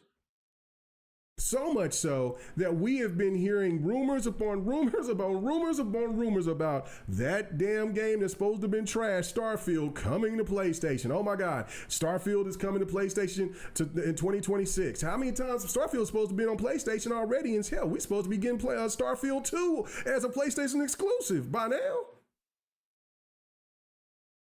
Oh my God, we've been talking about Halo coming to PlayStation shit since last gen. Again, Game Pass fodder. But again, nobody wants to play Xbox game. It's nuts out here. The strategy is going to work, and then look again, when PlayStation starts putting their games on the Xbox, it's not going to be nothing to be said. Nothing to be said. It's going to be like, we knew, it's all right, it's a great strategy. Just like games on PC. It doesn't matter. It's not coming on Xbox. Xbox is on. I don't need to buy a PlayStation. I mean, an Xbox now. Thought you didn't even like Xbox games. I thought you said Xbox games were trash. I thought you said that PlayStation games would never touch their sweet ambrosia. Would never touch the filth of a PC. They can't take Stellar Blade from you. The PC community can never take the and tarnish Eve from Stellar Blade. Well, they sure got a hold of her ass, all right. And they're doing diabolical things with that girl. And they're gonna do diabolical things with all of Aloy and when and they already got a hold of The Last of Us, and they already got a hold of Ghost of Tsushima. They're gonna do diabolical things to Ghost of Yotai. They're gonna get them all because all of them are coming. And then hopefully when this Xbox hybrid PC console comes out, then Xbox gamers can be diabolical with those PlayStation games too. So whatever, it's all going. It's all the end of the day. The laughing moment, the laughing thing about this is that the whole thing that's laughable is that the inevitable for PlayStation is coming, right? But this thing here with Xbox, with this 30%, boy, boy, this is not good. This is not a good look, and it makes me this thing makes me nervous. It does. We'll see. We'll see. The only thing left that I have to say it says Hope Starfield goes to PlayStation soon. It's supposed to happen. It's supposed to be coming next year to PlayStation. I know that Starfield has a big update that's coming sometime next year. So that was there. I mean, you know, I would just hope Microsoft would just hold Starfield for another year. I would just for another hold it for one more year. Microsoft, Phil, staff, please, one more year. We know that it's going to eventually go to play, but just one more year. Just one more year. Just make it to 2027. Make them insiders sweat. Make them sweat. That shit's supposed to have been there 3 years ago. Make them sweat. Come on, y'all. Just one more year. Don't just for my satisfaction. Just for my satisfaction. Just for my satisfaction. Uh, I do. I want them to suffer one more year.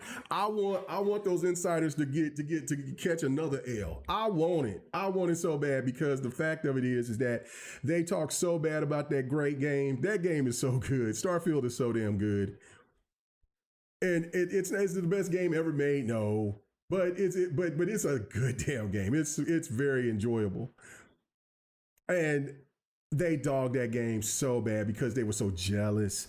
And then when they get a hold of it, then they'll say this, and the game probably won't even sell that well on PlayStation because PlayStation gamers they're casual, most of them, not all of them, but most of them.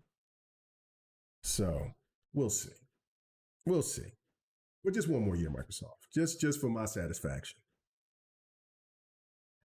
And what next phase? What he say? Next phase said, you don't know me. Oh, so well, okay, y'all talking. He says I'm stating my position on Xbox. Don't be. Oh my goodness, I don't know what's going on here. Anyway, I see arguing in there, but anyway, let's yeah, Starfield is life. I need to go back. I mean, again, there's games I need to go back to, but this, Starfield was so good. That ending was so satisfying. And so yeah, then me starting it was my second playthrough, and I just the differences was just tripping me out. Like what? So yeah, it's so worth going back and playing. So anyway, um, but couple of more points, and then we're gonna get out of here. I just think that when you read about this stuff here,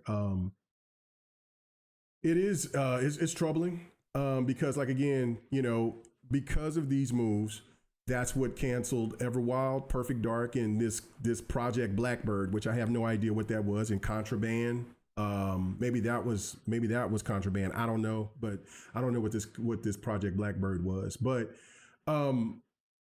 what I fear the most is that they will only just cater to what Xbox gamers were pissed off about last gen. Halo, Gears, Forza. And State of Decay will do fine. Um, let's see. Starfield do fine. You know, you're gonna have Oblivion dropping. You're gonna have Fable. You're gonna have you know what I'm saying, you'll Outer Worlds 2 will do fine. Indiana Jones has done good. So you might have that. But then what I worry about is games like South of Midnight. What I worry about is games like Ninja Gaiden 4. What I worry about is game because I mean again, Xbox published Ninja Gaiden 4. They paid to get this game made. So, you know what I mean? Then you know, games like well, I mean, well, we don't got to worry about High Five Rush, sadly. I think that could have been that could have became a massive franchise going forward, right? But because of these moves, that was the first casualty of Sea of Thieves. We'll see more of Sea of Thieves. We'll see more of Grounded. Um, but other games I'm worried about, like okay, we won't see another Pendiment, sadly. I mean, I didn't care about Pendiment, but I mean, there was people that played it and really liked it. So, I mean, it got a really high rating. Um, like I said, you won't see games like High Five Rush, and there's one other game that's in my mind right now that I'm like, okay, so I think Psychonauts 2 did pretty good, so I think that they'll be working on side. But then you look at a game like Keeper. I don't think Keeper is going to be a massive seller. Heard it's pretty good, but like that's the stuff that I worry about the most is games like that that has all the potential in the world to be great, great hits. Oh yeah, yeah, Yobi. High Five Rush could have definitely been a Netflix anime series. There was so many things. And listen, I think Perfect Dark, it might not have been the best of the best, but it could have been good enough to where that game got a lot of momentum to be something. But see, like if we're looking at it, we're trying to think about a games like a Togi and like the Return of a Togi or something like 99 Nights or anything like that. That shit's over. No, and it's happening with PlayStation, and that's the thing that I was so mad about with PlayStation. It's like, oh my, all this treasure trove of greatness over there, and y'all are just more focusing on rebranding the same games that made y'all money. And Xbox is going to do the same thing. It's just that shit right there is not sustainable.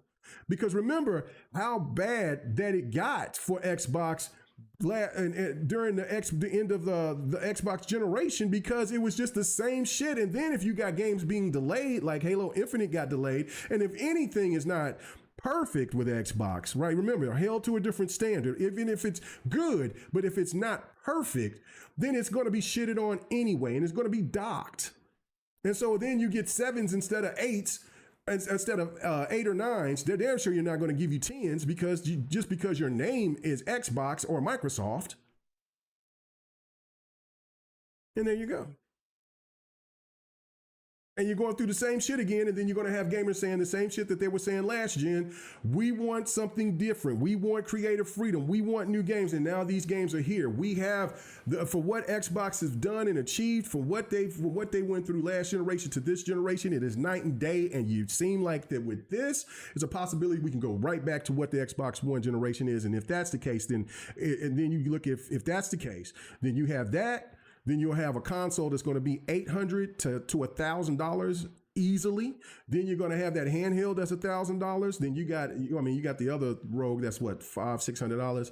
Then you're going to have an Xbox Series S and an Xbox Series X that's going to be $700-$800. Just going to, for the S is going to be $400 or $500.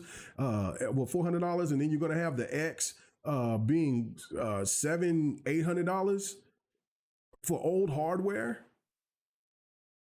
And you're just pumping out the same shit for Halo purists to be pissed off about because they can run and clamor instead of revamping the whole franchise into something different. Bringing us Gears. I'm excited about Gears, seeing where they're going to go with that. Excited about Forza. But 30%? Like Forza's gonna do that for you. Gears might do that for you. Forza's definitely gonna be the one that's gonna get that money. Call of Duty's gonna get that money. But I mean, Fable could be outstanding, but is it gonna do 30%? State of Decay, I think State of Decay 3 is gonna be outstanding. That should do pretty good. Sea of Thieves will do good. Grounded will do good. This whole Halo live service thing, I don't know. Like, I mean, it could be an absolute disaster, and I'm nervous about that. It could be an absolute disaster, no question. Now, my last point. I just need next year to come already. Perfect Dark, if it would have landed and hit with what we saw with the trailer, definitely could have found a home on Paramount, Netflix as a live action. Gianna always been a badass since she debuted. Yeah, no doubt. Like that's what I'm saying. Like there's so much other potential to sit there and draw in money. I mean, look, you go on Netflix. I was sitting there and was watching something. We was watching the Ed Gein thing, me and my wife, and I was looking. I seen that Halo was their one of their top trending TV shows. Of course, because it's good. But instead of grown ass men worrying about Kai's ass, they're worried about Master Chief ass. Listen, if you swing that way, that's your business. God bless you.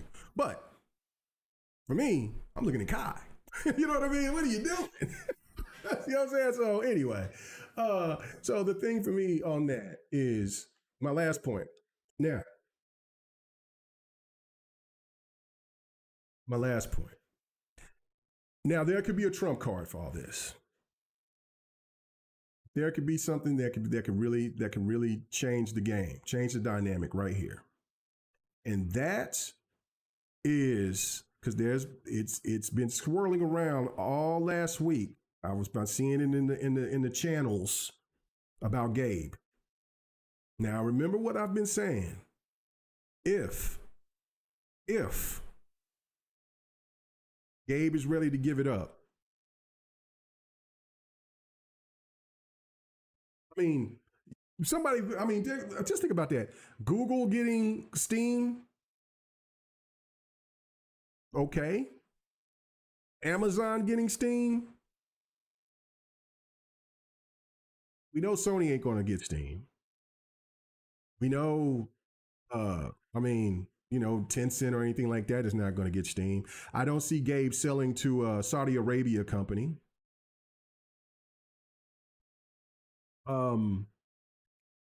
Netflix getting Steam. See, you just think about that. Like none of that sounds appropriate. There's only one really true company that sounds appropriate. Now, could Amazon Steam? Absolutely, they got the money to do it. But Steam and Windows and Microsoft is anonymous. I mean, it's anonymous. It's just that's the thing. Like it's the ultimate package, and so that's the trump card. Because, like I said, those rumors are starting to grow again. The Gabe is ready to sell. He's ready to move on now. And again, like this was crazy because about a month ago or something, Gabe was on a boat and he was at an interview and he was like, "Oh, I could do this forever." But you also know how that works. When people sit here and they talk about they could do something forever and they don't have no intentions of doing this and that, they do the complete opposite. It's smokescreen.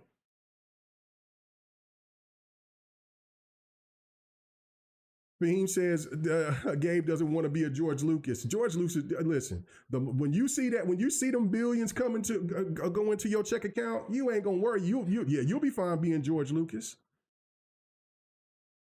He won't regret it. He won't, because this is the thing. I'm gonna tell you why he ain't gonna regret it. Because he's gonna sit here and make stipulations. This is what because Gabe has that type of power. He has that type of power. Like if I sell to you, this is what you have to do. And Microsoft, yeah, I don't think that Microsoft does. It doesn't seem to be a company that doesn't respect like rules or whatever. Like, they could be tyrants, they could be, like I said, diabolical on their business approach, now since they're back on their, demon art. But I don't think that there's like just overly just deceiving and like that. I don't take them like that. I mean, all companies are greedy, of course, but I you know what I'm saying? But that's the thing with Gabe. Gabe has that much power. And even with any of these companies, like I'm just saying, like it's hypothetical, of course. But this is that card right there that Microsoft could look and they could say this is where the growth is. This is where the growth for it is. Because Gabe will be like, man, don't touch nothing. Don't put your Windows taint on Steam. Let it be the same. Let the Steam customers bitch and complain about like Microsoft owns you. But when they jump in and play Steam, Steam is just exactly like it was. It hasn't done any change. Don't try to put no cute Windows this, that, and the third. Try to make, this, that. Just keep it the same. Gabe has that type of power to make Microsoft say, okay, we'll do that. And like I said, that's the end game for Xbox. So we're at two different sides of this, right? Like this is where this is. This is where this is. So you got one end where like Amy Hood is doing this 30% thing and maybe might be pushing Microsoft to its end. Not now, not anytime soon, but eventually here in the next 10, 20 years. Where Xbox is just nothing but a publisher, like other people have predicted, and then I would have to eat that crow. Now again, but I've also said that this is most likely probably the last Xbox. Xbox said they're going to continue to keep doing that, but again, the climate of what's going on with the economy, with these high prices, with everything, I doubt it. I really do. I don't see anybody after this generation except for Nintendo still producing consoles. I just think because just the way the way the gaming public is with these younger kids, with Gen Z and then Gen Alpha, they're more about something else, not like how we are. So, there's that. Then you got the other ends, this other spectrum. So you got this end over here that, okay, let me do that. Okay, this end right here, Xbox doom, demise, it's over. To this other side, to where Xbox acquires Steam, or Microsoft acquires Steam. And the Xbox brand is like insanely flourished because of Steam's numbers. Well, there'll be people revolt, scream. Yeah, absolutely. They'll be saying, I'm going to this, I'm going to that, I'm getting on Linux, I'm getting off. I mean, I've been seeing that for years and still Windows is 90 what percent? What? Windows is 90, 97%, 90, 96, it's only 96, 97% running everything. Mac ain't doing nothing. There's not going to be a rise in Mac. Hell, because Apple.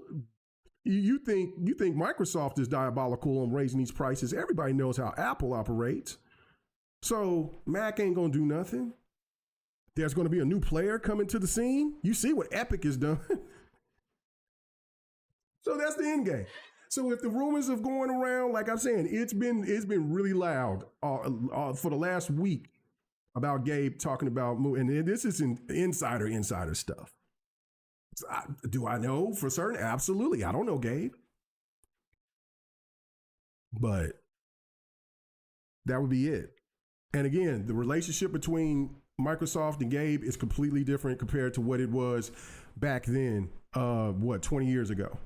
So it's a whole different thing, and they got a good partnership. Like, I mean, the thing of it is that, like, I mean, when people sit here and keep talking about, it's a store, it's an app on Windows. Yeah, it could. I mean, people would try. It's got its own OS. Its own OS though is not dominating Windows. It's not. So again, like, people will say all types of crazy shit, but when you look at the reality of it, this is where we at, and this is probably a lifeline for the Xbox brand. And maybe the only one. If Xbox gets their money, I mean, if Amy Hood and them get the money that if they get satisfactory numbers for a year or whatever, for a couple of years, maybe not achieve the 30, but get to a 30. get close to it, get more than they've ever done before. Is it possible? From what these numbers indicate, I don't think so, but who knows, right? We know that like next year is going to be big for Xbox. It's going to be huge for Xbox. It's going to be a big year for gaming, period. I mean, you're going to have Forza Horizon 6. You're going to get Fable. There's going to be a new Fable. There's going to be Gears of War coming. There's going to be another. Grand Theft Auto 6 is going to drop. I mean, there's tons and tons of incredible games. 2026 is going to be nuts. So it's going to be a great year for gaming. And it's probably going to be the best year for Xbox in a very long time, gaming-wise, with coming out with big bangers. So I'm talking about big known bangers, I should say. Because I mean, you could have games like Ninja Game 4 and it's a banger, but you know, it's a known game, but it's not a banger. It's not Halo. It's not that. You know what I mean? So we got that. So anyway, just wanted to let you guys get that information. I'm done. You know what I'm saying? Oh yeah, people will be mad. But anyway, so it says Disney destroying Indiana Jones and Star Wars is something surviving.